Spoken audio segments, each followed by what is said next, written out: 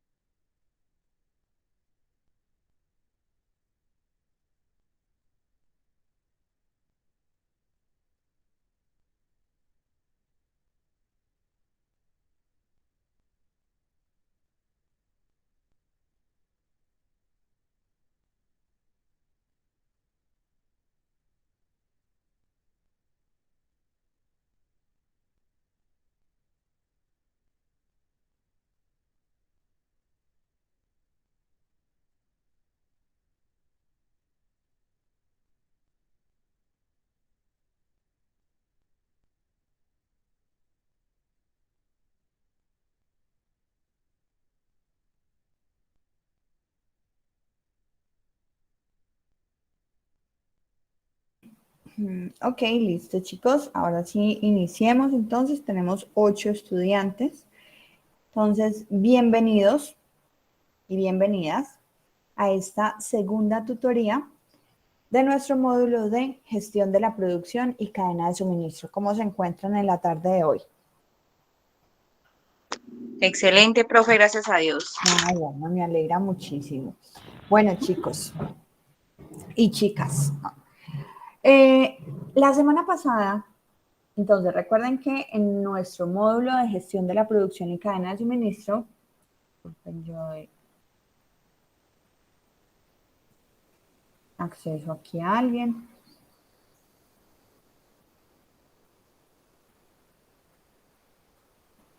Ok, listo. Entonces, recuerden que la semana pasada iniciamos nuestro módulo de gestión de la producción y cadena de suministro hablando de la introducción a la gestión de la producción y cadena de suministro. Listo, es importante como tal que nos ubicáramos en qué es la cadena de suministro para saber por qué contempla tantos temas de los que vamos a hablar en estas 8 semanas. Recordamos un poco qué fue lo que vimos la semana pasada. ¿Ustedes están viendo mi pantalla, chicos y chicas? Sí, señora, ahí estamos bien. Listo. Entonces, la semana pasada hablamos de la cadena de suministro. Y para recordar el concepto, vamos a hablar de que la cadena de suministro son todas esas partes involucradas de forma directa o indirecta. ¿Para qué? Para satisfacer como tal la solicitud del cliente, ¿sí?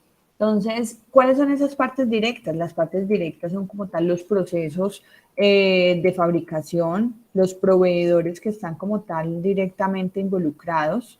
Hay otros, hay otros procesos dentro de la cadena de suministro que de pronto no están asociados directamente a las operaciones de una organización, pero son parte fundamental y en ellas podemos encontrar, por ejemplo, el transporte, los almacenistas, los vendedores al menudeo, hasta el mismo cliente. Habíamos hablado entonces que cuando iniciamos una cadena de suministro, cuando iniciamos el análisis de una cadena de suministro, iniciamos por el cliente, ¿sí? El cliente es como tal lo más importante de la organización. El cliente es quien nos ayuda a cumplir como tal la meta de la organización. Por eso es que la cadena de suministro inicia como tal con una necesidad o con un problema que necesita solucionar el cliente, ¿sí? Se establece como tal un conjunto de procesos, de cadenas que están unidas a este tipo de procesos. Recuerden que aquí, como dice el concepto de cadena de suministro, son todas las partes directas o indirectas que están involucradas para poder lograr satisfacer la solicitud de un cliente. Dentro de la cadena de suministro habíamos visto que esta es dinámica.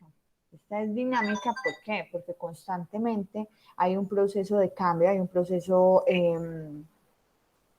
disculpen, yo apago esto, hay un proceso de cambio a nivel interno, ¿por qué? Porque siempre estamos en procesos de mejora continua, lo que llamamos dentro de las organizaciones Kaizen. Kaizen son los procesos de mejora continua donde nosotros planeamos, hacemos, verificamos y actuamos. Esto es lo que llamamos el ciclo de Deming. Las organizaciones a nivel interno siempre están en un proceso de mejora continua. ¿Qué quiere decir esto? Planeamos una serie de actividades, realizamos esas actividades que planeamos, ¿sí? Luego de que hacemos estas actividades, pues las verificamos, identificando si estas actividades se realizaron de acuerdo a lo que estaba planeado, ¿sí? Si encontramos una desviación como tal de esta, pues inmediatamente actuamos, volvemos a hacer como tal una planeación y volvemos como tal al ciclo, planear, hacer, verificar y actuar, ¿sí? Todas las organizaciones se encuentran como tal en procesos de mejora continua y esto es constantemente, ¿sí? Entonces, por eso decimos que las cadenas de suministro son dinámicas. Habíamos hablado entonces que en una cadena de suministro hay un constante flujo de ¿qué? De información. ¿Cuál será esa información? Por ejemplo, el nivel de inventario, el requerimiento de las unidades, los productos como tal que necesitamos reabastecer, las materias primas. Al cliente, por ejemplo, le entregamos existencias. Características de los productos, le entregamos precio, ¿sí? Entonces constantemente hay una información tanto desde el cliente a la cadena de suministro y desde la cadena de suministro al cliente. Hay un flujo constante también de productos. ¿Productos por qué? Porque la cadena de suministro en esta parte inicia con todo lo que son insumos y materias primas. En esta parte, la cadena de suministro inicia con todo lo que son insumos y materias primas y aquí entregamos como tal el producto o el servicio al cliente. También el flujo de fondos. Entonces, por eso yo les decía que el cliente es como tal lo más importante porque el cliente, aunque está en esta última parte, sí, miren que nosotros iniciamos como tal la cadena de suministro con el abastecimiento de insumos o de productos, sí, pero verdaderamente el cliente es lo más importante dentro de la cadena de suministro porque es quien ingresa los primeros flujos de dinero a la organización. Habíamos visto que las cadenas de suministro como tal, todas son diferentes, ¿sí? Por ejemplo, en productos de tecnología, pues el tema del abastecimiento o del inventario es diferente, porque estos productos pues están sujetos a un tema de obsolescencia. Entonces, si yo tomo la decisión de tener gran cantidad de inventario en mis bodegas y no logro como tal vender estos productos, pues estos productos van a entrar en un proceso de obsolescencia donde cuando está saliendo, por ejemplo, un computador o un televisor, ya está saliendo una nueva tecnología, ¿sí? Entonces, yo tengo como tal que rotar rápidamente este tipo de inventario de productos tecnológicos para que no pueda llegar, para que no llegue a suceder, por ejemplo, que al no lograr vender este inventario, pues esto tengo que venderlo a un precio menor y pues perder como tal, tener un margen de ganancia menor, ¿sí? Entonces, por eso en este ejemplo de Dell, que es una compañía que fabrica computadores, y Dell se caracteriza porque fabrica computadores muy personalizados, entonces, este tipo de productos exige que el cliente sea quien solicita como tal las características del color, del estilo, de la capacidad, de todo lo que necesite como tal el cliente. El sitio web le entrega la disponibilidad y el precio e inmediatamente comienza un proceso de ensamble. Este proceso de ensamble, pues, inicia dentro de la planta de Dell Computer. Ellos también analizan su cadena de suministro porque ellos no se pueden llenar tampoco de inventarios, ¿sí? De productos que de pronto vayan a pasar o que entren en proceso de obsolescencia. Por lo tanto, ellos mantienen una relación directa con sus proveedores, pero no mantienen altos niveles de inventario porque como son productos que tienen que fabricar a nivel personalizado, ellos no tienen como tal. Sí tienen en algunos casos líneas de producción con las mismas características de productos, pero este tipo de cadena de suministro se caracteriza como tal por fabricar productos que son personalizados. Entonces, cuando hablamos de una red o de una cadena de suministro, estamos hablando como tal de una red.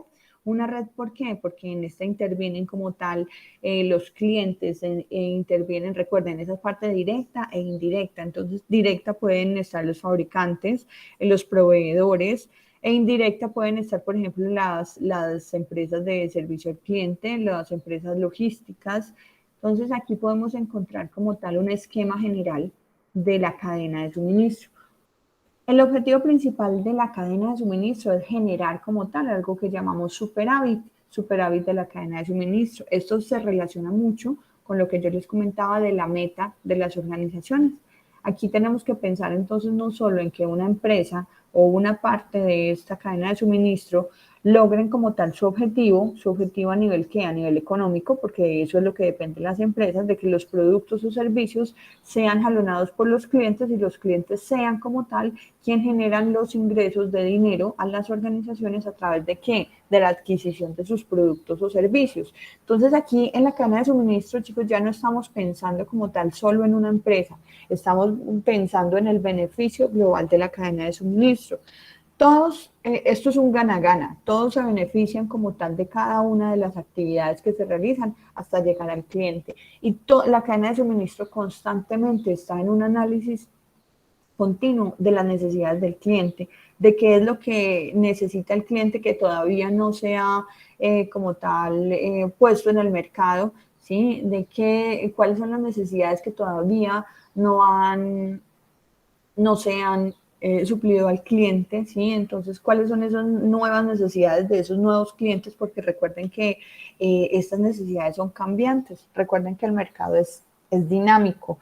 Entonces, aquí hablamos como tal de un beneficio global de la cadena de suministro. No pensamos, obviamente cada empresa tiene que generar las mejores estrategias para poder lograr como tal la meta y esa meta individual se traduce también en una meta global que es generar más flujo de caja libre, más en el futuro del que estamos generando hoy. Ese es el objetivo principal de todas las empresas y de toda la cadena de suministro.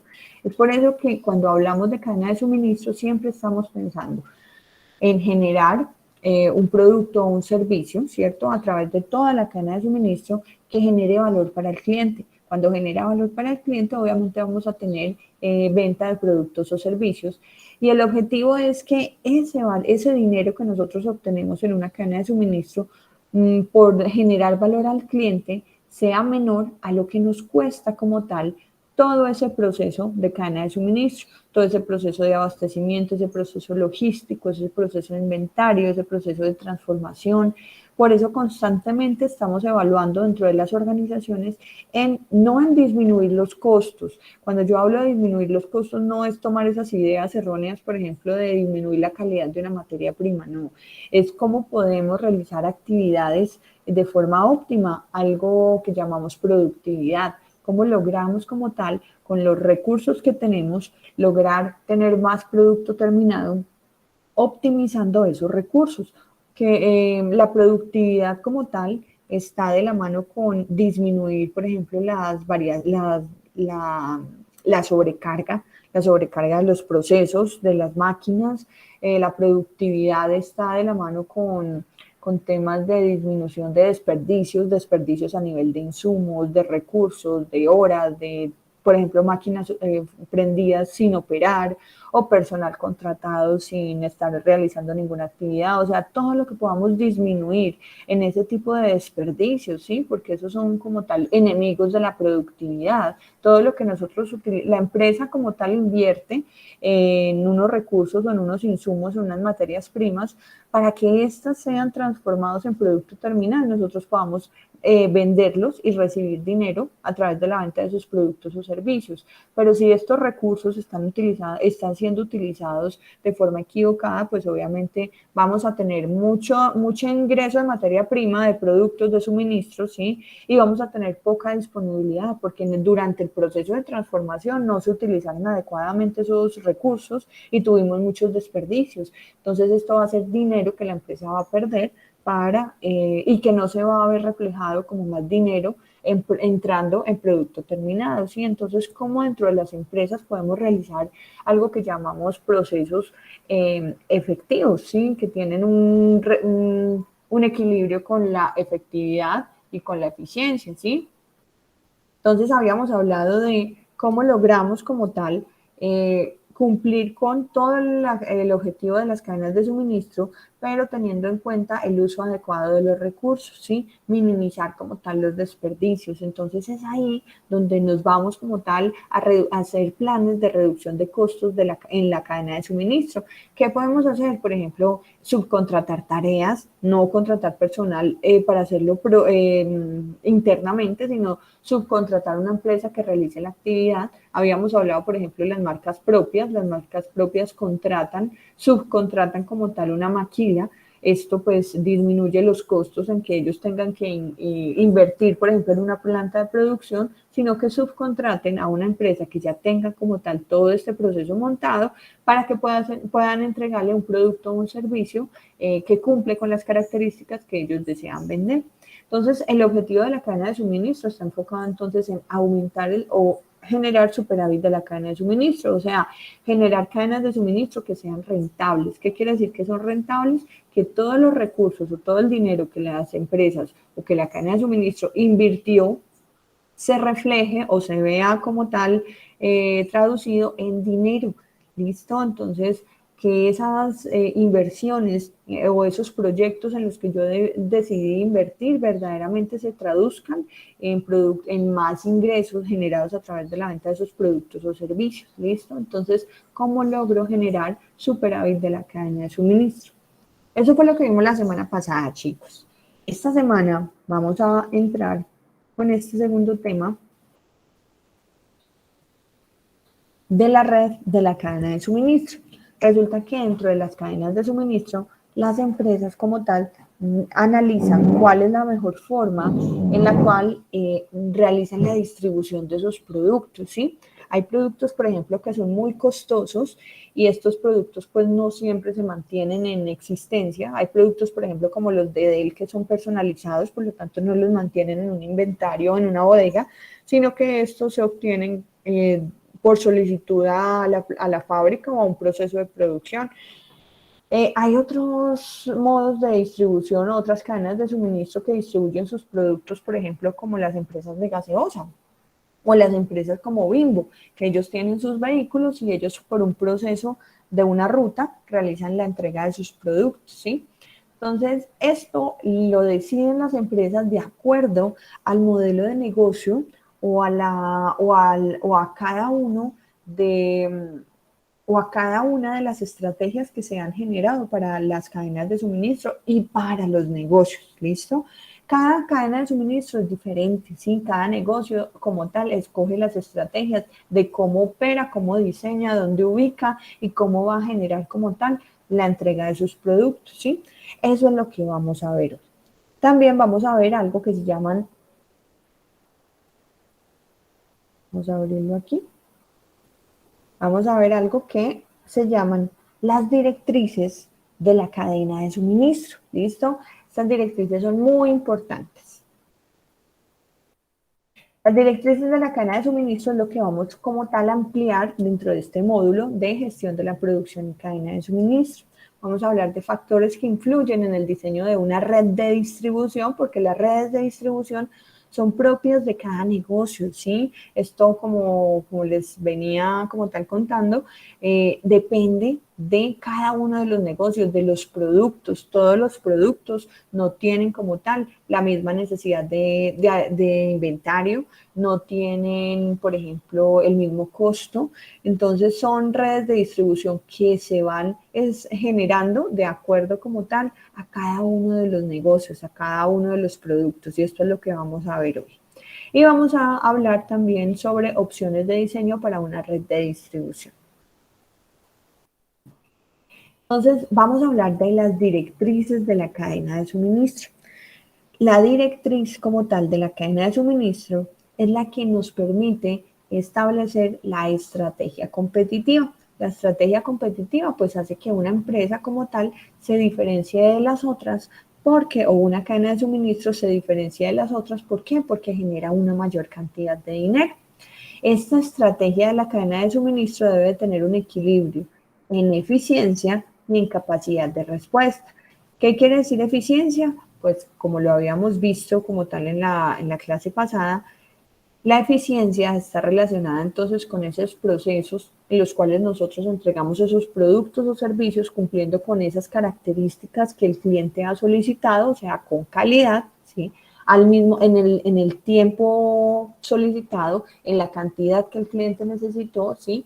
Pero hay algo más importante y es teniendo en cuenta como tal todos esos procesos de optimización de recursos, ¿sí? Optimizando como tal todos los recursos, que no sea que lo entreguemos a costa de lo que sea, no, eso es eficacia. Y yo necesito procesos eficientes. Eficientes es cuando listo, sí, yo tengo una capacidad, voy a entregar como tal esos productos o servicios que me está solicitando el mercado, pero al mismo tiempo estoy analizando que verdaderamente eso vaya de acuerdo a las políticas de productividad de mi empresa, o sea, utilizando adecuadamente los recursos, evitando desperdicios, evitando variabilidad en los procesos, que de pronto esto puede generar rechazo de productos y si esos productos no se pueden volver a tramitar, pues imagínense, esos van a ser productos de no calidad, van a ser productos que se van a ir a desperdicio, o sea, son productos en los que yo invertí en materia prima para que se convirtieran en productos, pero por alguna desviación del proceso, estos no se pudieron convertir en producto terminado. Por lo tanto, no voy a esperar como tal ingreso de estos productos, ¿sí? Invertí en ellos, pero no voy a poder obtener ingreso porque estos no llegaron a convertirse en un producto o en un servicio o en un producto terminado. La capacidad de respuesta. Yo tengo que analizar, listo, yo tengo un producto y tengo una exigencia de los clientes, una necesidad, por ejemplo, del mercado, pero verdaderamente, ¿cuál es la capacidad en la cual yo puedo dar respuesta a los tiempos? ¿Será que la capacidad de producción de mi empresa sí da abasto para poder cumplir con 5 días de entrega, que es lo que me pide, por ejemplo, un cliente? ¿Será que mi proceso o mi cadena de suministro sí está en capacidad de inventario, de transporte, para poder dar abasto a esa capacidad de respuesta que está solicitando mis clientes? Entonces miren que aquí en estas directrices nos permiten tener como tal ese equilibrio entre lo que verdaderamente necesita el mercado y la capacidad como tal que da nuestra cadena de suministro.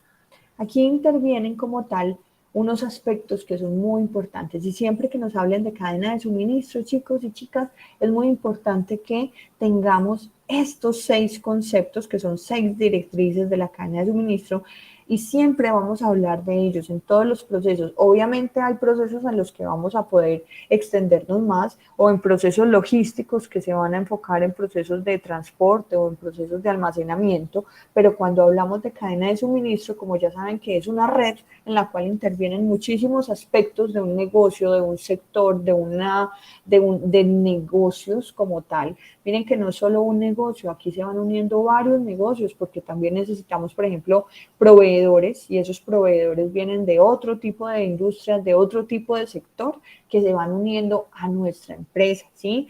A nuestra cadena de suministro, a la cadena de suministro a la cual pertenecemos. Entonces, vamos a hablar de directrices de la cadena de suministro. Vamos a empezar entonces por las instalaciones. Las instalaciones, chicos, son muy importantes.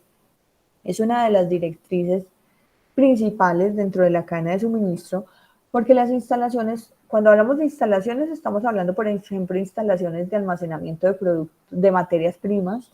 También podemos tener instalaciones de producto en proceso, que son, por ejemplo, las plantas de producción o las fábricas o las oficinas donde nosotros realizamos como tal las tareas con las cuales tenemos productos o servicios terminados para la venta, ¿sí? También tenemos instalaciones de almacenamiento de materia prima, de producto en proceso, producto terminado. Entonces, las instalaciones es una de las directrices que entra en ese análisis de la capacidad de respuesta al mercado. Los inventarios son muy importantes. Yo les contaba que productividad no es, hay gerentes de producción que dicen, no, yo soy muy productivo porque tengo mi bodega llena de producto terminado, pero verdaderamente usted está vendiendo todos esos productos, no, solo los tengo ahí almacenados, esto no es, pues esto no están rotando, entonces nos ponemos a pensar, venga, estamos invirtiendo en materias primas para tener productos almacenados y que no están rotando ni están generando como, no están siendo jalonados por el mercado, entonces ¿para qué tomé la decisión de fabricarlos? Para dejarlos en la bodega, esto no es productivo, esto va en contra como tal de todas las políticas de productividad de mi empresa. Yo tengo que fabricar como tal lo que el mercado está solicitando, porque recuerden que yo estoy como tal en un proceso pull.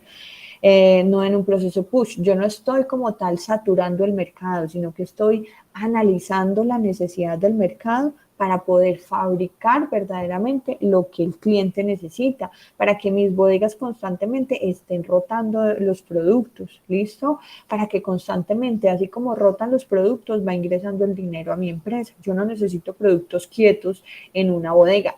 Pero entonces el tema del inventario hay que analizarlo muy bien. No es que yo esté diciendo quedémonos sin inventario, no, porque eso generaría un desabastecimiento, ¿cierto? Y obviamente eso también me haría perder clientes. ¿Por qué? Porque si los clientes necesitan el producto y yo no lo tengo, inmediatamente pues ¿qué hacen? Se van a otro proveedor o sí, se van a otra empresa que les pueda como tal vender el producto que yo no tengo en existencia.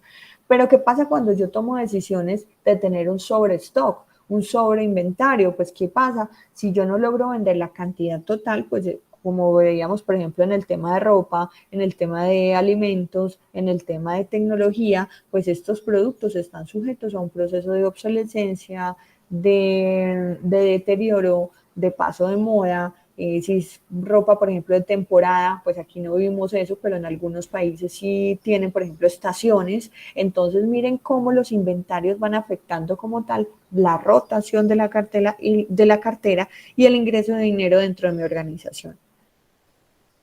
Otra directriz fundamental dentro de la cadena de suministro es el transporte.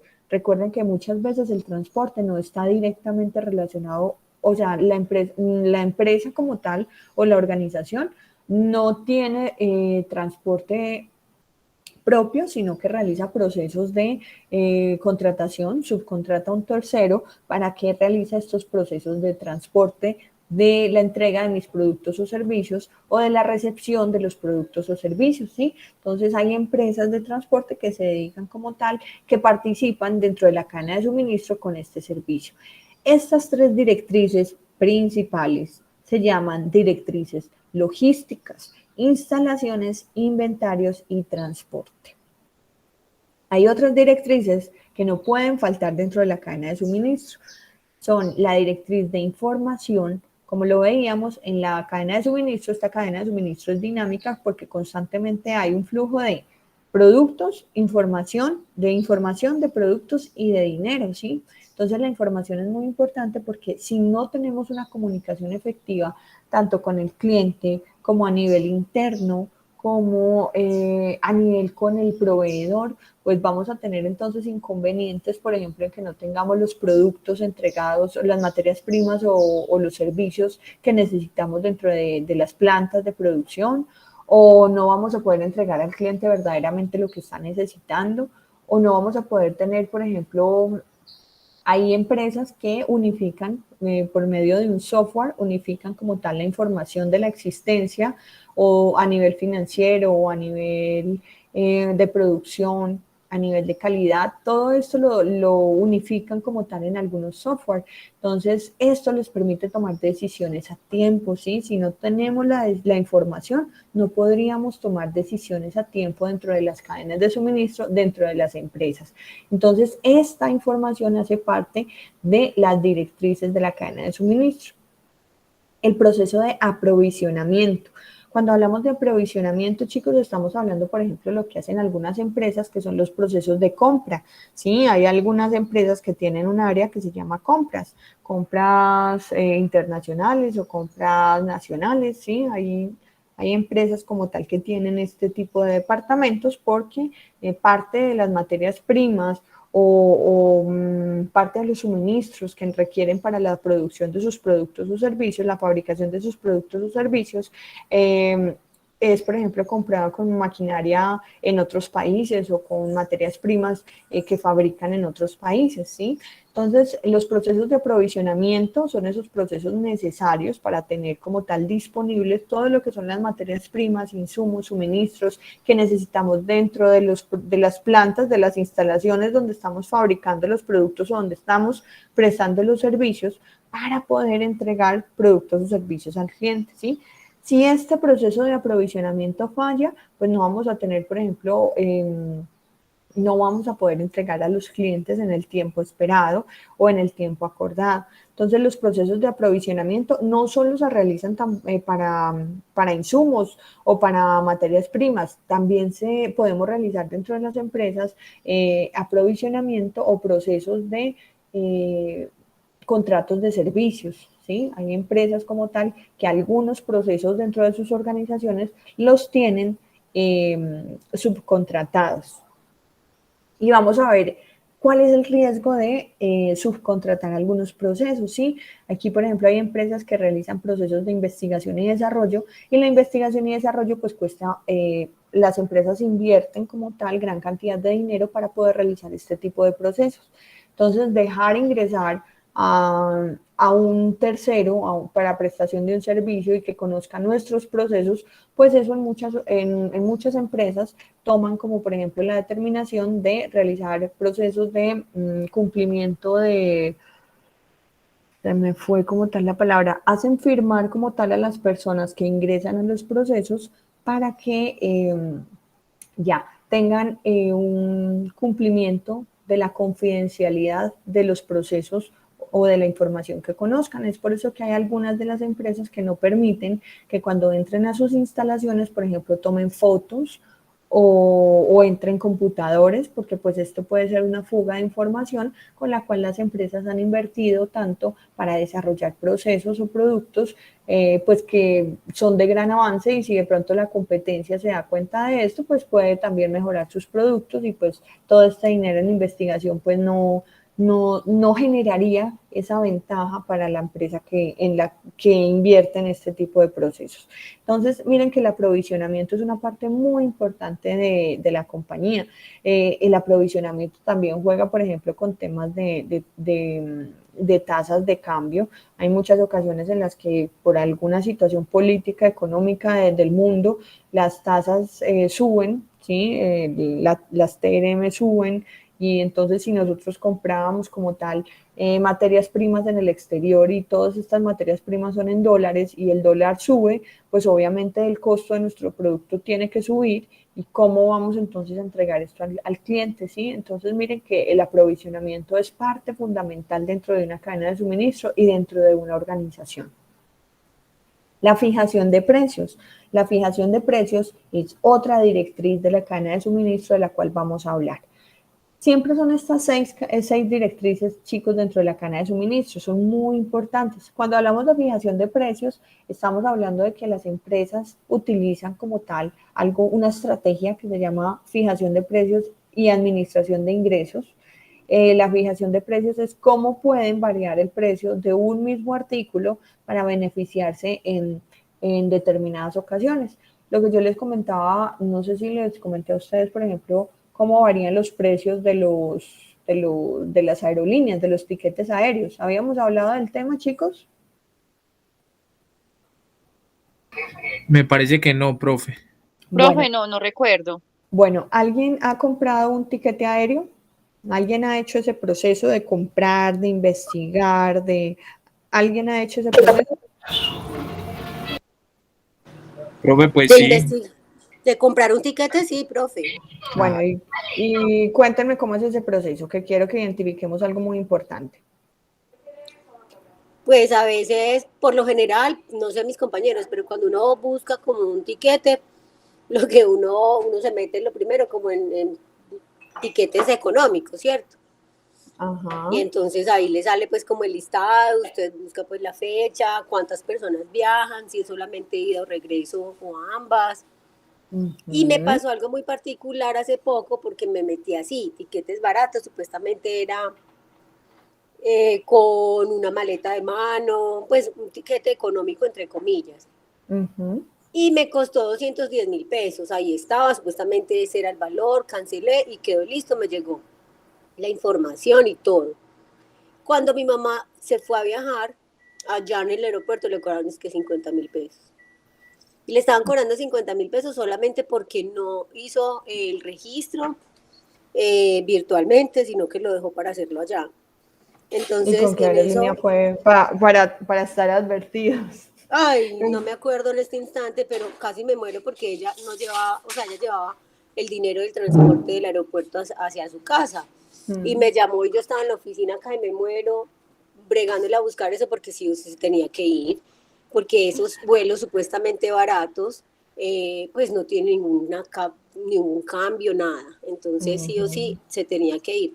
Entonces me pareció como muy particular porque ahí no decía que no hacía salvedad de que tenía que hacer pues como el check-in así virtualmente, que de no ser así tendría que cancelar. Me pareció como muy de pésima porque terminé pagando como si mejor se hubiese ido por Avianca normal. Entonces sí, tiene uno que chequear muy bien como todo lo que requiere y todo lo que lleva pues como el tiquete para que no le vayan a pasar este tipo de situaciones. Los tiquetes aéreos, como nos dice la compañera, hay algunos tiquetes o hay algunas aerolíneas, bueno, esto ya es como tal una estrategia de mercadeo de la mayoría de aerolíneas. Ofrecen varios tiquetes. Entonces, por ejemplo, Avianca ofrece viaje a su capacidad o a su alcance o viaje a lo que usted necesite. Entonces, hay, por ejemplo, vuelos en los que si yo no voy a quedarme, si no necesito una maleta, sino que solo voy a llevar mi bolso, entonces pues me venden un tiquete en el que no voy a llevar un bolso, ¿cierto? O puedo llevar mi maleta de mano. Hay otros tiquetes en los que si yo voy a llevar una maleta de 25 kilos, pues tiene un precio diferente.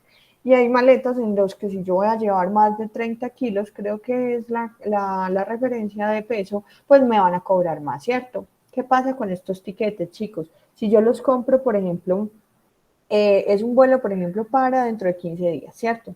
Si yo lo voy a comprar con tiempo, el tiquete aéreo es más económico, ¿sí?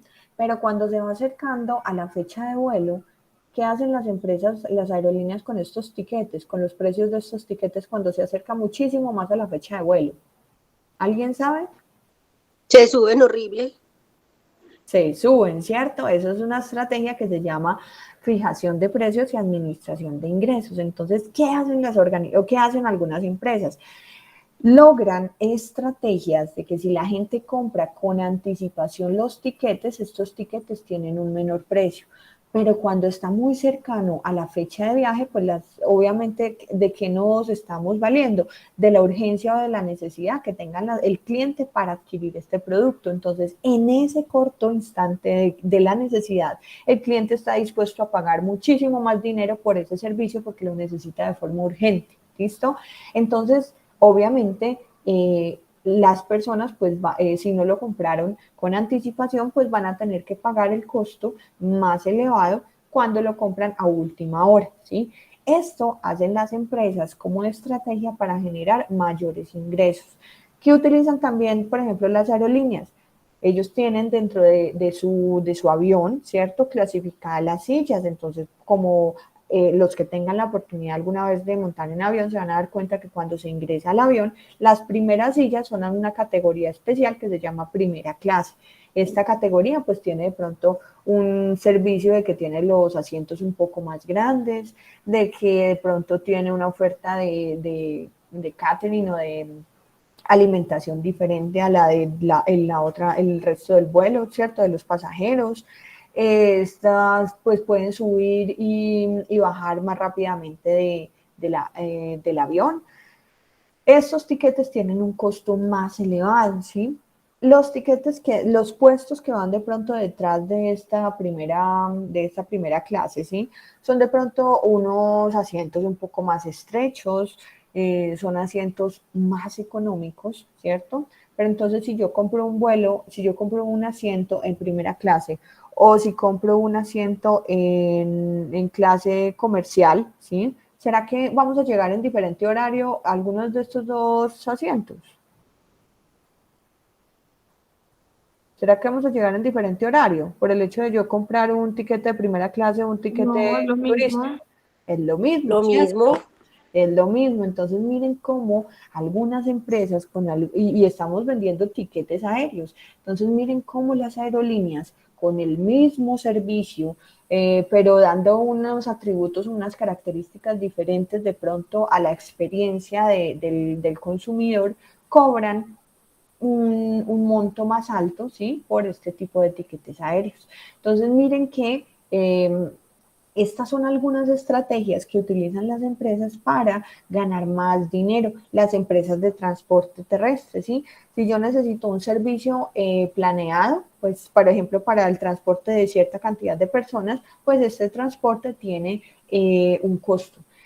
Pero si yo lo necesito a última hora, si es para un fin de semana y yo necesito transportar 15 personas y llamo a una empresa de transporte para que me ofrezca un servicio como fue a última hora, las empresas pueden tener una tarifa mayor por no estar planeada, sino haber sido pues como un proceso de última hora, ¿sí? Las empresas se pueden dar el lujo de cobrarle o de tener una tarifa un poco más alta por tener el servicio disponible de forma inmediata, ¿listo? Entonces miren que estas son estrategias que utilizan las empresas para que con el mismo activo ellos puedan como tal generar ingresos de forma diferente, de acuerdo a este tema de oferta y demanda, ¿listo?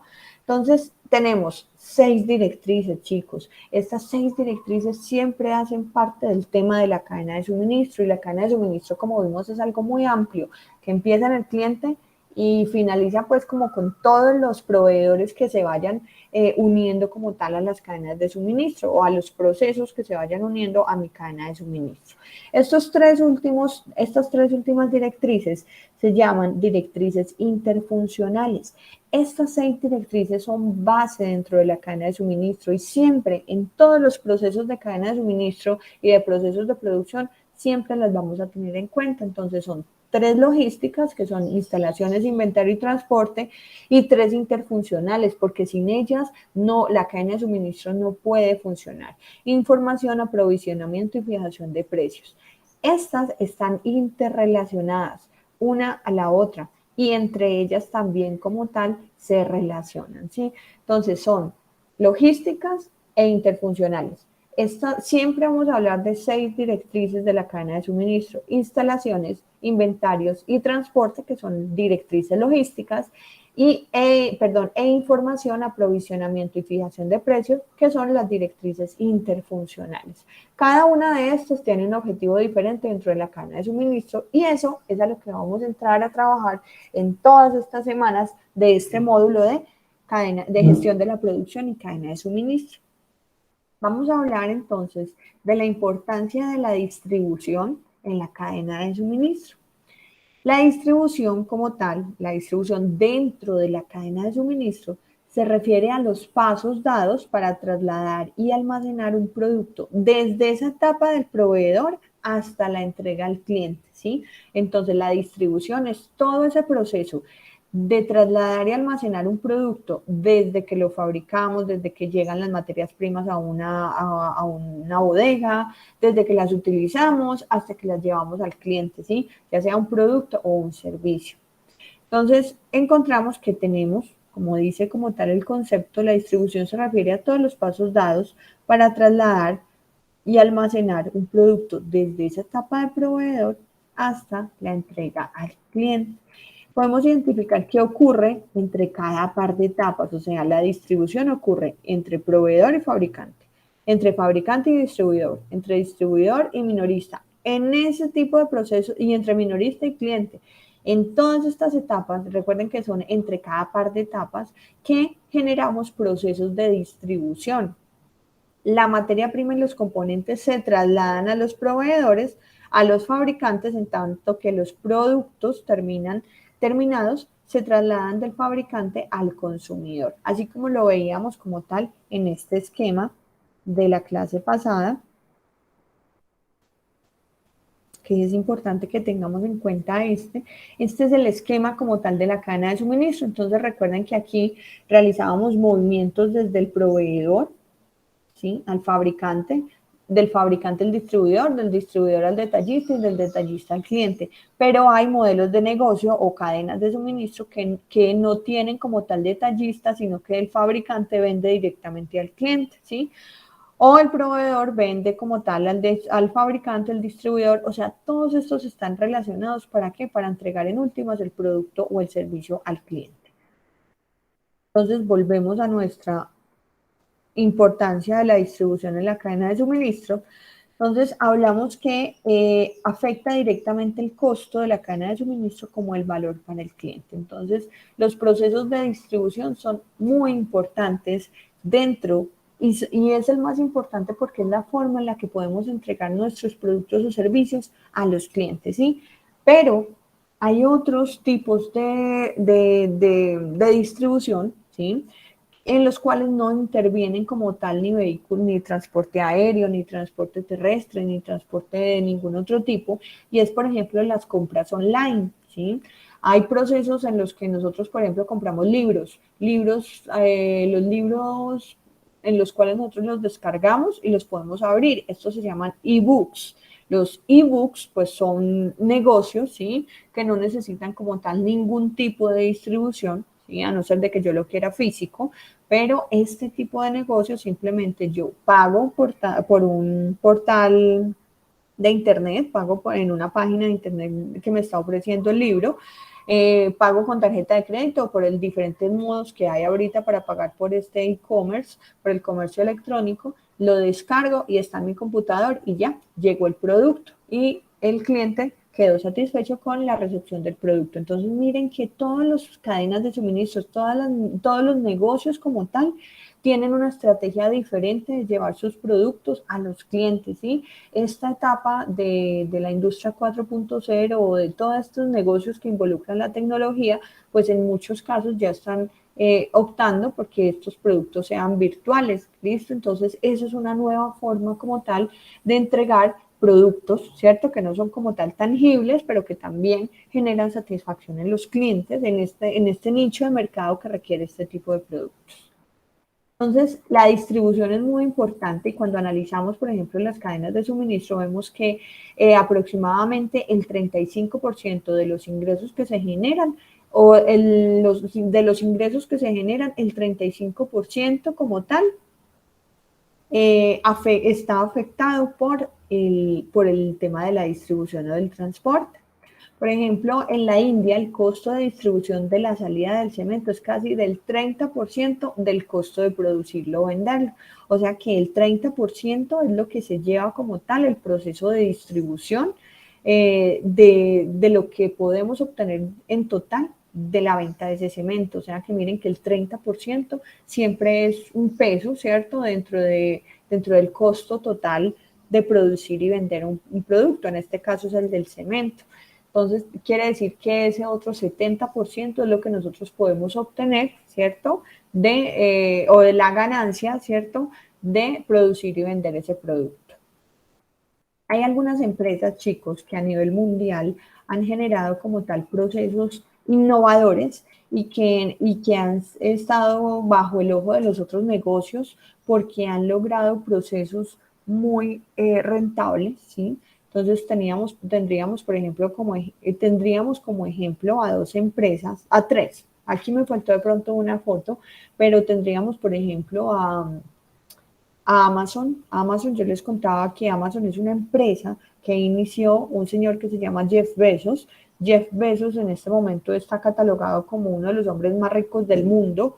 Jeff Bezos trabajaba en una empresa de mercado bursátil, o sea, trabajaba en la bolsa de valores en Estados Unidos. Él empezó a identificar que eso fue como por los años 80, que todo el tema del Internet iba a proyectarse como un crecimiento dentro de los negocios, un crecimiento económico dentro de los negocios. Él, después de analizar esto, porque él tenía mucho alcance a esta información, él se decidió retirar de su empleo en la bolsa de valores de Estados Unidos. Todo el mundo le dijo: usted está loco, eso no, eso usted cómo se le ocurre, si usted tiene un puesto muy bueno allá en la bolsa de valores. O sea, todo el mundo quiere trabajar allá en Nueva York en la bolsa de valores. Él se retiró porque él había hecho un análisis prospectivo donde había evidenciado que cuando llegara el Internet, todo el Internet iba a cambiar los negocios.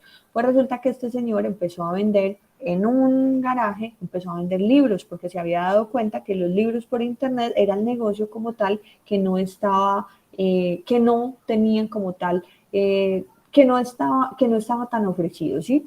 Este negocio empezó a cambiar, él empezó también metió otro tipo de productos. La característica de esta página de internet era que él no tenía ningún producto, ¿sí? Esto es lo que se llama dropshipping. Él no tenía absolutamente ninguna existencia de estos productos. Él se fue asociando con otras personas que eran los fabricantes y que en esas fábricas sí tenían la existencia de sus productos. Él lo único que hacía era mostrarlos dentro de una página de internet y realizar los procesos logísticos. O sea, él se contactaba, él tenía información, tenía alcance de tener el inventario de los clientes, tenía el alcance de tener, por ejemplo, características de los clientes, el tiempo de entrega en caso de que el cliente necesitara más unidades de las que pudieran estar disponibles en la página. Entonces, lo que hacía él era hacer como un intermediario para la venta entre estos productos. Entonces, se fueron asociando muchísimos más productos y Amazon,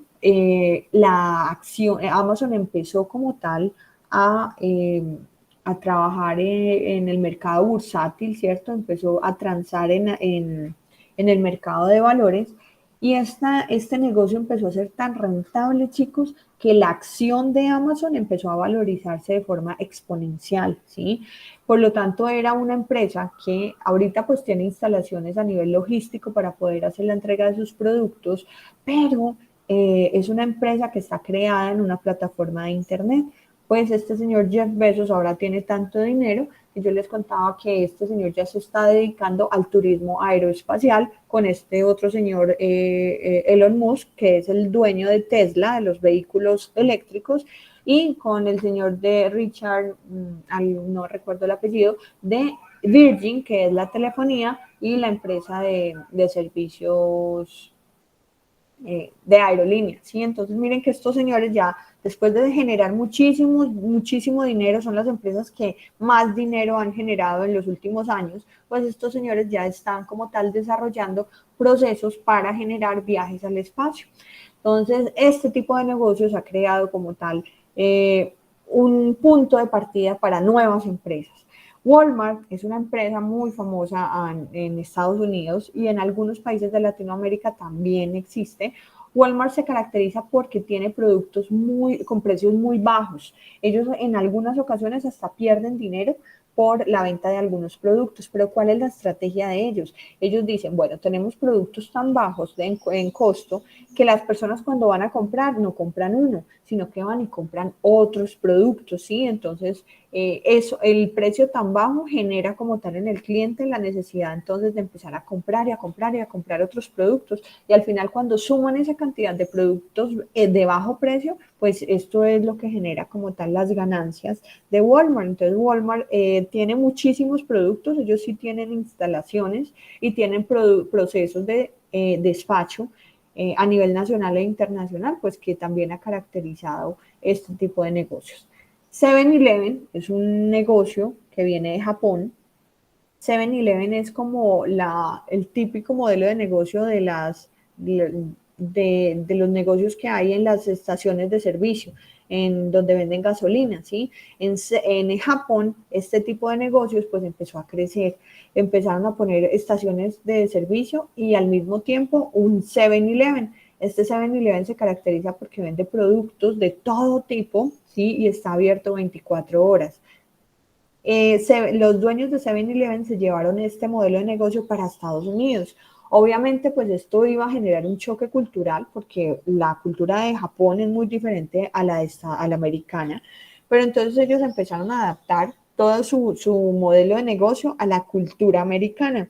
Pues estos negocios también empezaron a crecer, empezaron a poner un 7-Eleven en aproximadamente cada estación de servicio y pues ha sido como tal un negocio muy rentable que ha perdurado y se ha mantenido en los Estados Unidos. Aquí en Colombia yo les comentaba que de pronto ese modelo de negocio no ha sido muy efectivo tener por temas de seguridad, por temas de que el valor como tal, la propuesta de valor no ha sido tan apreciada como sí lo ha sido en Japón y en Estados Unidos. Por lo tanto, han sido negocios que tienen estrategias de entregar sus productos de forma diferente que han tenido éxito en estos países. Hay factores que influyen en el diseño de la red de distribución. Estos factores pues están sujetos a las necesidades del cliente, ¿sí? Como el tiempo de respuesta, la variedad de los productos, la disponibilidad del producto, la experiencia del cliente, ¿sí? Hay otro que es el costo a satisfacer las necesidades del cliente. Esto es, por ejemplo, el tiempo para llegar al mercado, la visibilidad del pedido, la retornabilidad. Hablamos de retornabilidad porque hay algunas redes de distribución que no permiten fácilmente que el cliente, cuando no acepta, por ejemplo, el producto o no llegó lo que esperaba, pues en muchos casos es difícil la devolución de estos productos, ¿sí? Hay otras redes de distribución donde facilita como tal la devolución de los productos con los cuales el cliente no está satisfecho. Visibilidad del pedido, por ejemplo, hay empresas que dentro de sus procesos de entrega permiten tener al cliente la información de la ubicación de sus productos o servicios, más que todo del producto, ¿sí? En qué parte va, si ya lo despacharon, si está cercano al punto de entrega, ¿sí? Entonces, estos son factores que influyen dentro del diseño de una red de distribución. Genera beneficio para la satisfacción del cliente, pero también genera como tal un costo de satisfacer esa necesidad del cliente. Tener la visibilidad de la ubicación del producto, pues esto requiere como tal sistemas tecnológicos, ¿cierto? Como por ejemplo temas de GPS que vayan ubicando los vehículos, sistemas tecnológicos para poder, con códigos de barras por cada uno de los productos que puedan identificar en qué parte o en qué zona de Colombia está este producto, ¿sí? Vamos a ver la relación entre estas directrices, vamos a hablar de algunas de las directrices y vamos a mirar cómo es la relación dentro de la cadena de suministro. Tenemos relación de tiempo de respuesta deseado, ¿cierto? El tiempo de entrega que quiere el cliente y el número de instalaciones. Vamos a ver entonces cómo se relacionan estas dos directrices. En el eje, esto tenemos un plano cartesiano. En el eje X va a estar entonces el tiempo de respuesta. Aquí más cercano al corte vamos a tener entonces 0 y aquí vamos a tener una mayor cantidad, ¿cierto? Aquí vamos a tener un menor tiempo de respuesta y aquí un mayor tiempo de respuesta. Mayor tiempo de respuesta quiere decir, aquí quiere decir que nos vamos a demorar menos y aquí que nos vamos a demorar un poco más. En el eje Y, en este eje que está de forma vertical, tenemos entonces el número de instalaciones requeridas. ¿Qué quiere decir? Que cuando dentro de este eje nos ubicamos por acá, quiere decir que tenemos pocas instalaciones y cuando estamos más cercanos aquí en esta flecha, pues tenemos muchas instalaciones. ¿Cómo creen ustedes que podrá ser el tiempo de entrega si yo tengo muchas más locales disponibles en Colombia, ¿sí? Entonces, si alguien tiene por ejemplo, al costo, tiene locales disponibles en cada una de las ciudades aproximadamente, ¿cierto? ¿Cómo será entonces el tiempo de entrega de los productos de las personas que compren por internet? ¿Cómo será el tiempo de entrega con esta ventaja de tener un local o un almacén en cada ciudad? ¿Será largo o será corto?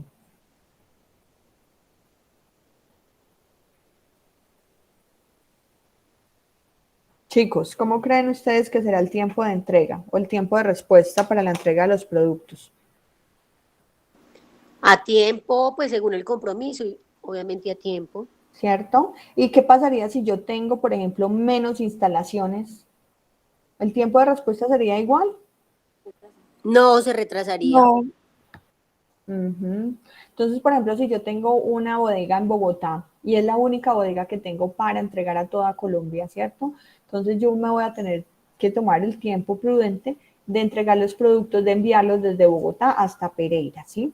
Pero resulta que si yo tengo una bodega en Armenia, tengo otra en Manizales y tengo otra en Cartago y tengo, bueno, Cartago no, porque por lo general las empresas no tienen en Manizales, en Cali, ¿sí? Entonces, si tengo, por ejemplo, bodegas en estas ciudades, ¿qué pueden realizar? Cuando yo tengo inventario en esa bodega cercana, lo que hace el sistema logístico es que despacha el producto de la zona más cercana para poder entregar como tal el producto de forma rápida al cliente, ¿sí? Entonces, esta es una relación que se puede analizar dentro de la cadena de suministro cuando analizamos las instalaciones y el tiempo de respuesta. Miren que esta ecuación o este comportamiento es decreciente. ¿Decreciente en qué? En que a mayor número de instalaciones, ¿cierto? Tengo un menor tiempo de respuesta. Miren, a mayor número de instalaciones tengo un menor tiempo de respuesta. O sea,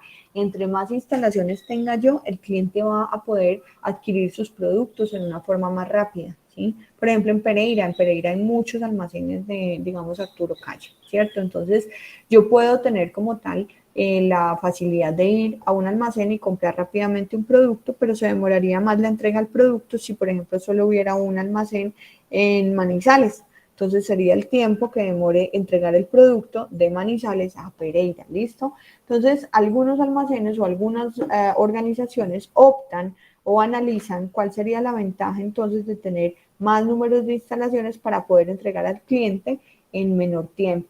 Pero obviamente esto tiene otras consecuencias a nivel económico en el tema de instalaciones. Listo, entonces, entre más número de instalaciones tenga yo, menor va a ser el tiempo de respuesta deseado. Entre menor número de instalaciones, pues me voy a demorar un poco más. Listo, entonces por eso que esta curva es decreciente.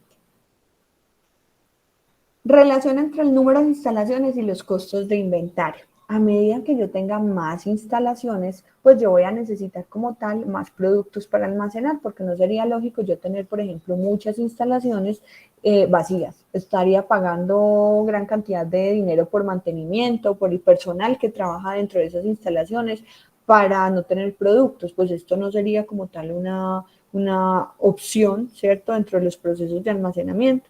Entonces, a medida que yo tengo, por ejemplo, más locales comerciales, esto implica que yo tenga muchísimo más inventario. Por lo tanto, los costos de inventario van a incrementar, ¿sí? Entonces, a medida que yo tengo mayor número de instalaciones, los costos de inventarios van a aumentar. ¿Por qué? Porque estas instalaciones requieren que yo guarde en ellos muchísimo más inventario. Por lo tanto, los costos que conllevan a ese inventario van a incrementar. La relación entre el número de instalaciones y los costos de transporte. Resulta que a medida que yo tengo más instalaciones cercanas, pues los costos de transporte, la distancia entre Cali y Pereira pues va a ser menor, ¿cierto? Comparado, por ejemplo, que enviemos un producto desde Bogotá a Pereira, la distancia va a ser mayor, ¿cierto? Entonces, a medida que yo tengo más número de instalaciones, las distancias son menores, por lo tanto los costos de transporte pues también van a ser menores. Entonces, a medida que yo tenga como tal un mayor número de instalaciones, los costos de transporte van a disminuir. Pero este número de instalaciones, miren que aquí esto llega a un punto donde se incrementa, porque va a llegar el momento donde el costo no va a estar como tal en el transporte, sino en el mantenimiento de estas instalaciones. ¿Cómo lo vamos a ver aquí? A medida que yo tenga mayor número de instalaciones, ¿sí? A medida que yo aumente el número de instalaciones, los costos de mantenimiento de esas instalaciones pues van a aumentar, ¿cierto? ¿Qué quiere decir instalaciones? Pues todas las bodegas, todos los locales, si yo tengo, por ejemplo, instalaciones de fabricación, pues van a ser entonces mis plantas de producción. Entonces, a medida que yo tenga más instalaciones, voy a necesitar entonces más inventario y estas instalaciones van a necesitar como tal un incremento en costos de instalaciones. ¿Por qué? Porque necesito personal para operar como tal los inventarios que se están almacenando dentro de estas instalaciones, ¿cierto? Necesito como tal mantenimiento de estas instalaciones. Entonces, a medida que yo tenga muchas más instalaciones, pues obviamente los costos de mantener estas instalaciones van a ser mayor. Es por eso que hay empresas, por ejemplo, que no adquieren instalaciones propias, sino que subcontratan, por ejemplo, áreas de almacenaje, ¿sí? O hay empresas que tienen áreas de almacenaje muy grande y dentro de una misma área, pues tienen alquiler a varias empresas para que almacenen sus productos. Esto hace que las empresas no tengan que invertir como tal en instalaciones propias, sino que alquilen como tal, que generen un contrato de arrendamiento por un área para poder almacenar sus productos o servicios con todas las condiciones que necesitan estos productos. Entonces, miren que tener más almacenes implica como tal un mayor número de inventario, ¿sí?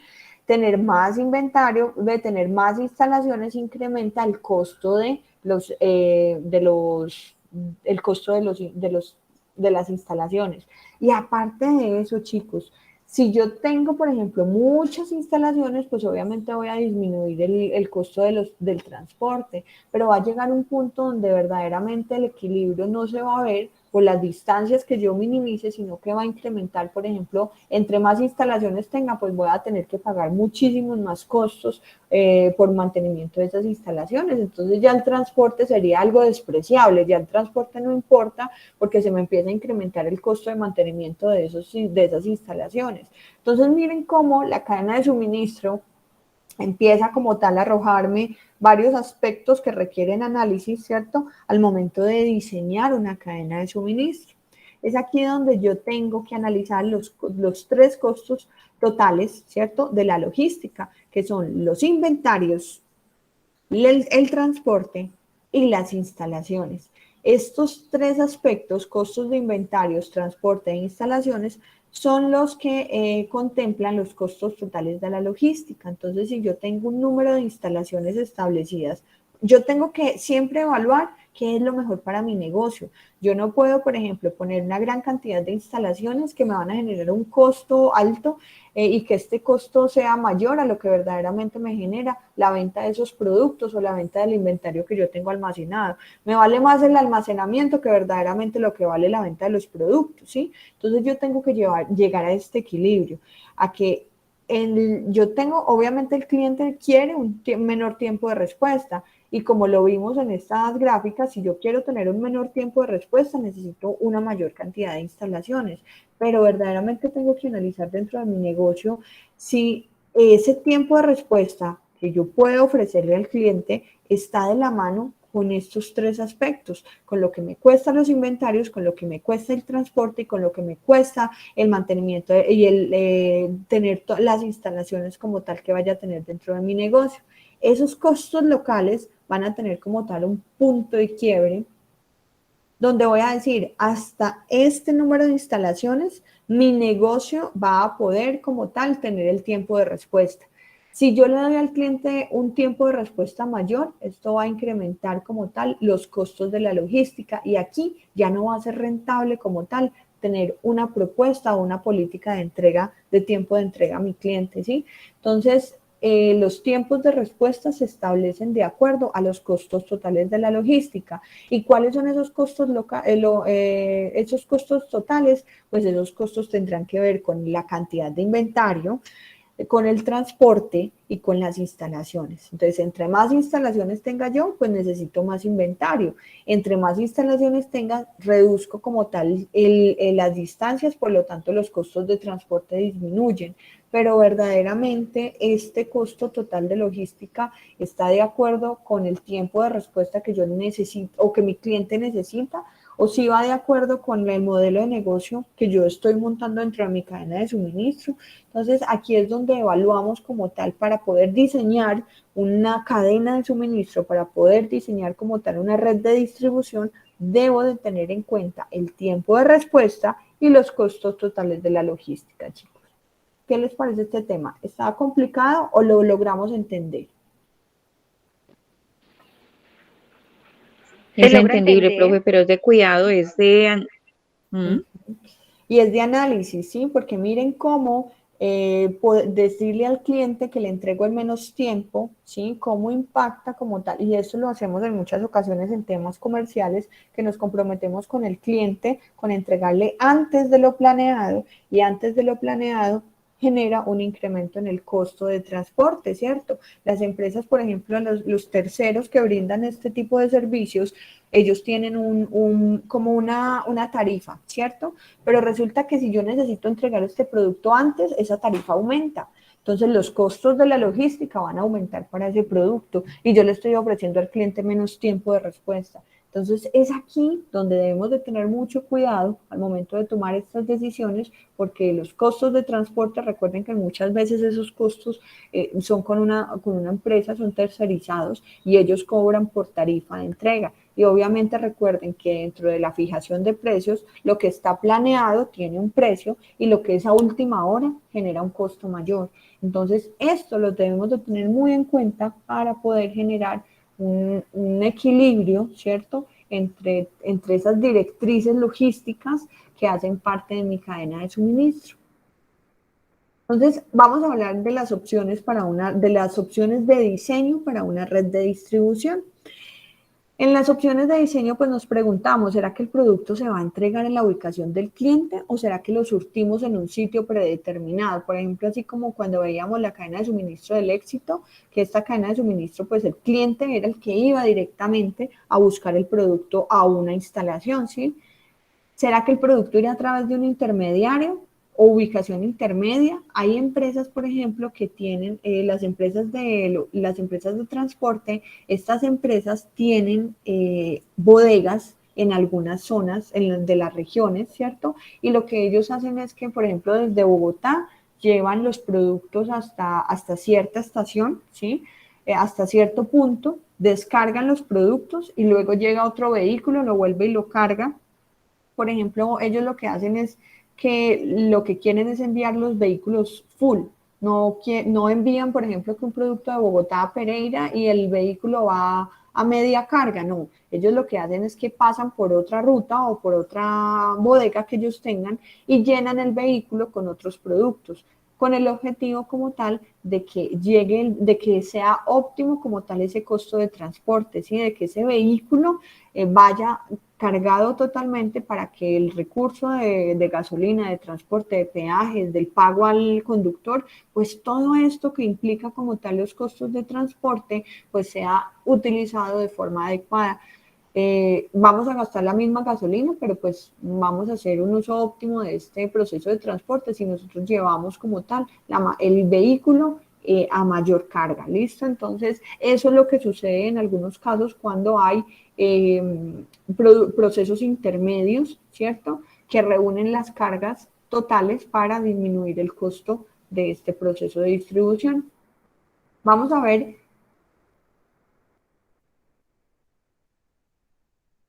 Vamos a ver 6 opciones de diseño para una red de distribución. Yo les decía que todas las empresas no envían los productos de la misma forma. Esto depende de la característica de los productos. Entonces hay productos, por ejemplo, que se almacenan con el fabricante y se envían directamente al cliente, ¿sí? Por ejemplo, los productos como los computadores de Dell. Estos productos se fabrican y se almacenan en el fabricante, ¿sí? En la fábrica como tal, y se envían directamente al cliente. Hay otros productos que se diseñan, que el diseño de las redes de distribución se diseña de acuerdo a un almacenamiento con el fabricante, con envío directo y se consolida en tránsito. Vamos a ver qué es esto. Hay otras redes de diseño como tal de distribución. Hay otros diseños de redes de distribución donde se almacena con el distribuidor y se entrega por mensajería. Hay otros diseños de redes de distribución donde almacenamos con el distribuidor y lo entregamos pues con un proceso de entregas a domicilio.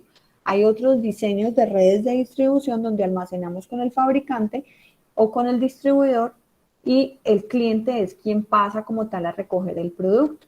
Hay otros procesos donde almacenamos con el vendedor y el cliente como tal pasa a recoger el producto, que es lo que hacemos nosotros cuando vamos a un supermercado. Hay muchos productos almacenados con el vendedor, ¿cierto? El vendedor es ese punto donde están en anaqueles todos los productos, ¿cierto? Y simplemente nosotros vamos y cogemos el producto que necesitamos y nos lo llevamos. Entonces, mire que son diferentes opciones en las cuales nosotros podemos hacer los procesos de distribución de nuestros productos, pero esto depende de la característica como tal que tenga cada uno de los productos. Chicos, son las 2:24, ¿sí? Nosotros tenemos clase hasta las 3:30. Les propongo que finalicemos como tal el tema. Profe, no es mejor que digamos derecho. Sí, por eso les iba a decir. Entonces, finalizo el tema y finalizamos la clase. Si tenemos los 20 minutos de descanso, entonces nos iríamos por ahí hasta las 2:50 y terminaríamos por ahí hasta las 3:30. Entonces, les propongo que continuemos y finalicemos la clase aproximadamente a las 3. ¿Sí?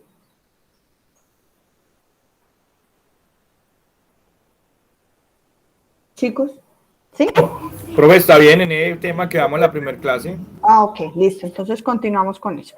Listo, chicos. Entonces vamos a ver estas 6 opciones de diseño. Recuerden que los productos no se entregan de la misma, no se distribuyen como tal de la misma forma. Esto depende de las características del producto, porque yo tengo que ver aquí el tema de instalaciones, el tema de inventarios, el tema de transporte, todo esto que empezamos a ver con el tema de las directrices. Vamos a ver este primer diseño de red de distribución que se llama almacenamiento con el fabricante con envío directo. Vamos a ver entonces que en esta opción están los fabricantes, está un minorista, que por lo general es el encargado de tener el contacto con el cliente. En estos procesos de cadena de suministro siempre hay un flujo constante de productos y de información. Entonces, en esta opción se envía directamente del fabricante al consumidor final. ¿Cómo es esto? El cliente solicita la información a un minorista. Ese minorista como tal envía la información o da la retroalimenta al cliente en la información que tenga y solicita a un fabricante el producto o servicio. Este fabricante, chicos, puede ser, por ejemplo, máquinas que no fabriquen en nuestro país, sino que estén, por ejemplo, en Alemania. Entonces, el producto como tal lo envíen, lo despachen, lo fabriquen a solicitud del cliente, ¿sí? Y que este producto lo despachen directamente desde la planta de fabricación de la máquina en Alemania y lo envíen aquí a Colombia. Entonces, miren que son productos que tienen unas características, ¿cierto? O sea, no son productos que podemos encontrar disponibles en cualquier bodega, sino que son productos que tienen unas características especiales y que pueden decir, y que el costo también, por ejemplo, es elevado. Entonces, el fabricante envía directamente al cliente el producto. ¿Alguien levantó la mano? ¿Chicos? No, profe, estaba escribiendo ahí en el grupo, en la clase, que eso es un tema de Iconterms, en la forma que usted nos cuenta. Entonces, en esta opción del producto, ok. En esta opción el producto se envía directamente del fabricante al consumidor final sin que pase por el minorista. Esta opción también se conoce como envío directo.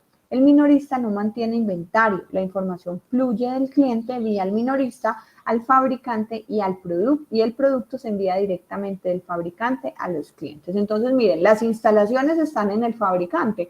Por lo tanto, pues los costos de transporte van a ser altos, ¿cierto? Porque si los costos de transporte pues están en otro país, obviamente, y que están en otro continente, pues obviamente la distancia va a ser mayor, por lo tanto el costo de transporte va a ser muy alto.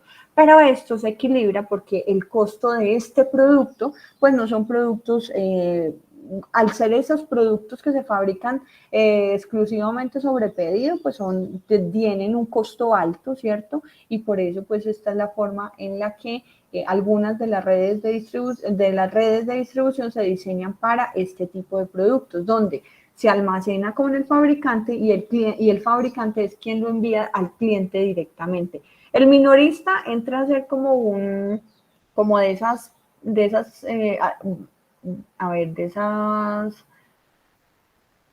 de los representantes de ventas, por ejemplo, de la marca, que estén ubicados en varios países o en varias regiones, ¿cierto? Vendiendo como tal los productos o los servicios. Pero los fabricantes directamente, pues puede que no estén aquí en el país o puede que de pronto estén en el país, pero el costo como tal de este producto pues es alto, por lo tanto solo se fabrica de acuerdo a solicitud.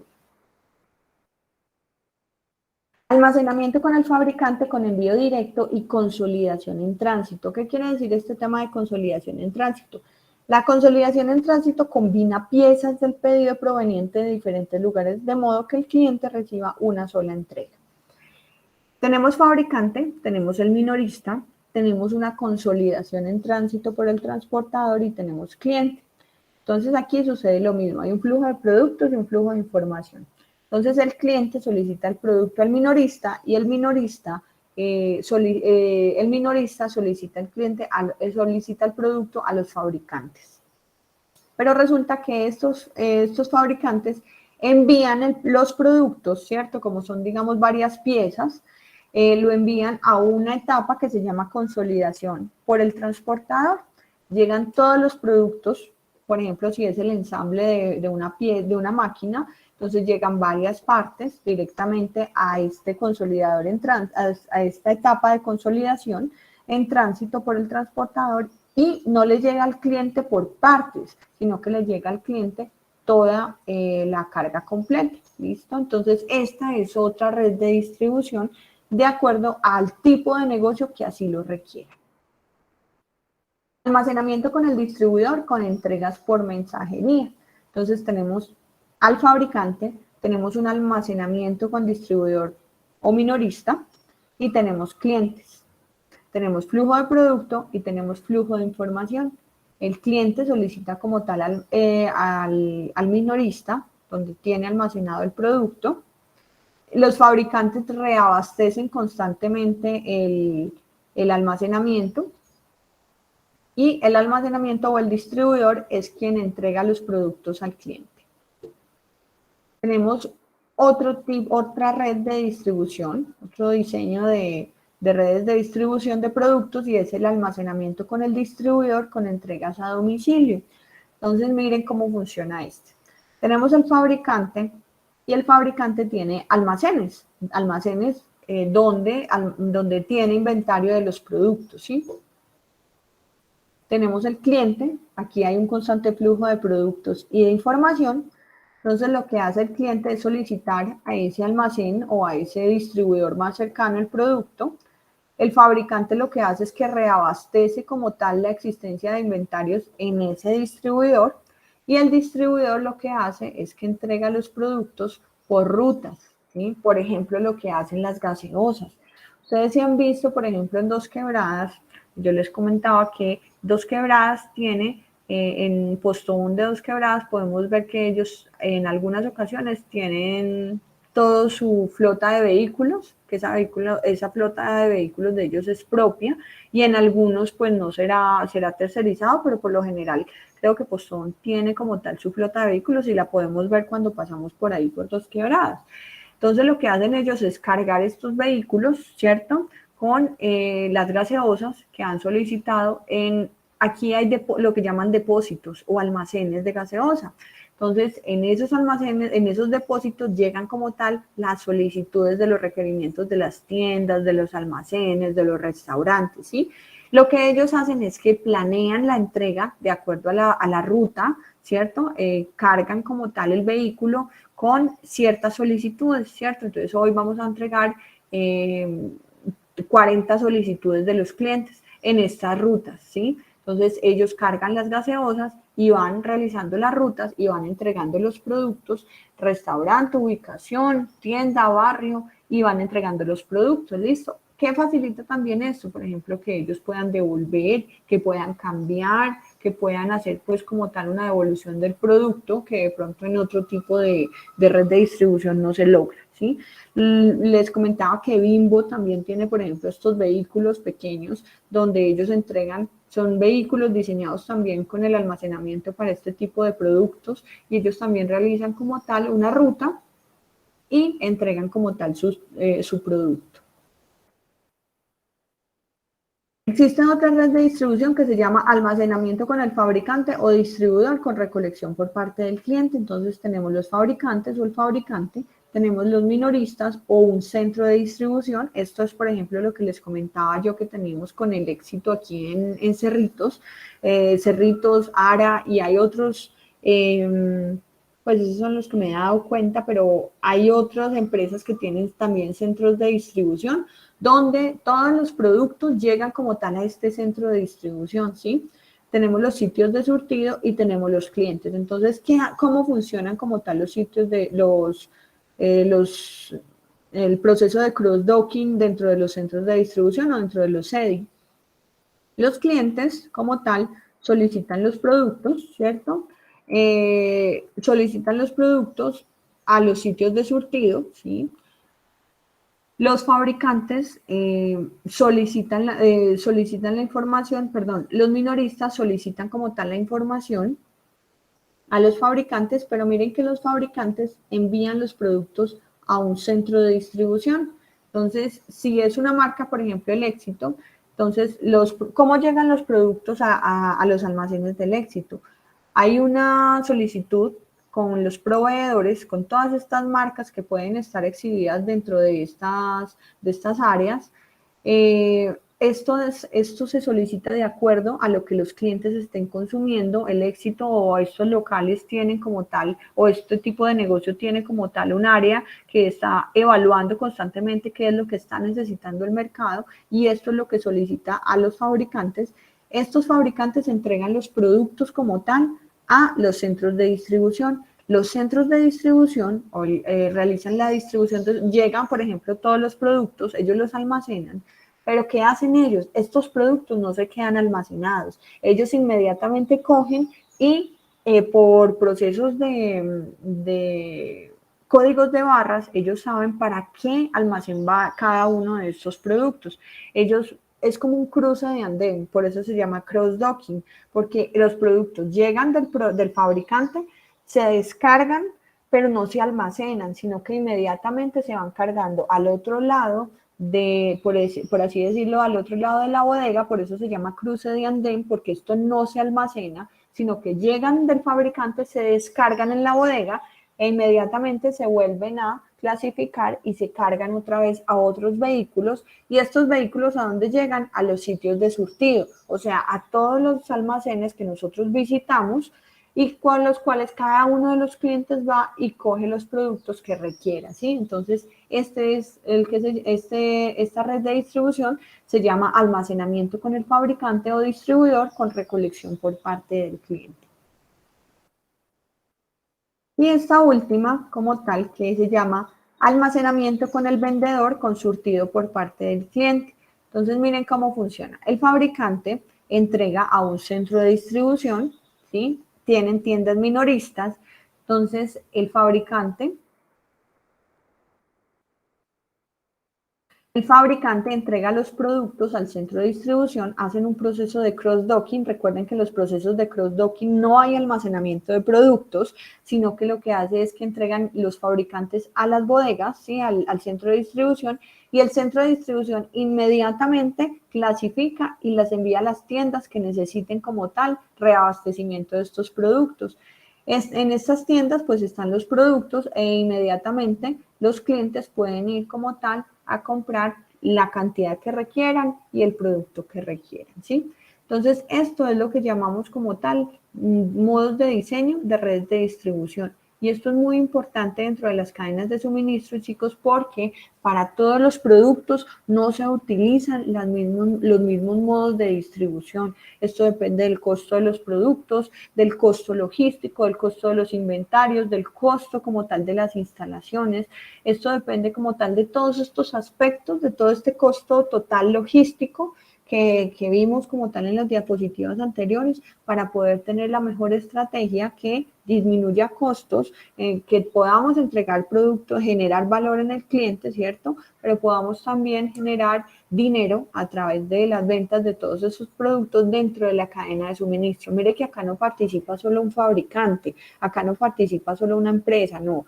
De aquí para arriba, cuando hablamos de fabricantes, pues imagínense a estos fabricantes, aquí entregan es el producto terminado, pero en cada una de estas fábricas tuvo que haber llegado materias primas, servicios, entonces miren cómo va creciendo como tal la cadena de suministro y miren que todo este tipo de negocios con productos y características diferentes tiene un modo de distribución de sus productos de acuerdo a la estrategia de la cadena de suministro, ¿sí? Esta estrategia pues estará enfocada en generar un superávit de esta cadena de suministro, disminuyendo como tal estos costos totales logísticos y generando un mayor, que la venta de los productos o servicios pues genere mayor cantidad de dinero que lo que cuesta verdaderamente tener esos productos disponibles para el cliente.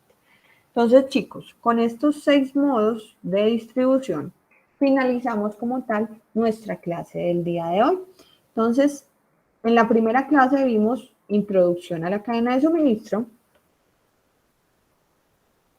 introducción a la gestión de la producción y cadena de suministro. Esta segunda clase vimos la red de cadena de suministro y el sábado que viene, si Dios quiere, vamos a ver transporte de la cadena de suministro. Recuerden que el transporte es una de las directrices, ¿sí?, logísticas. De esas 6 directrices, vamos a hablar entonces de esta primera directriz, que es el transporte de la cadena de suministro. Vamos a ver los tipos de transporte y cómo afecta como tal la cadena de suministro este tema de transporte. ¿Ok? Chicos, ¿alguna consulta, alguna duda de lo que vimos hoy? ¿Qué les pareció este tema? ¿Era nuevo para ustedes? Un compañerito me dice que ya lo habían visto en temas de Icoter.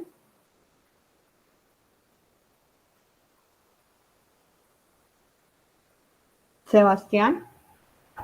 Sí, profe, yo ese tema sí, pues en el tema de logística, esta materia prácticamente la dictan en todo el semestre. Ah, por lo que tú eres tecnólogo logístico, ¿cierto? Pues yo soy tecnólogo logístico y sí, es muy similar cuando se empezó de Alemania hacia el país de origen donde van a entregar, es un tema del e-commerce.